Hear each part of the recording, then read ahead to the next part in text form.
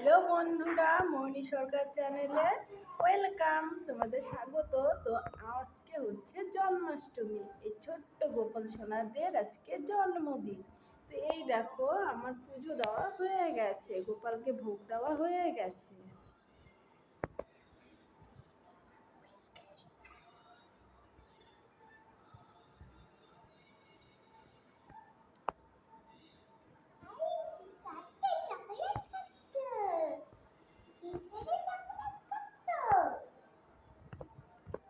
তো দেখো, আমার ছোট্ট গোপু সোনাকে কি সুন্দর লাগছে আজকে।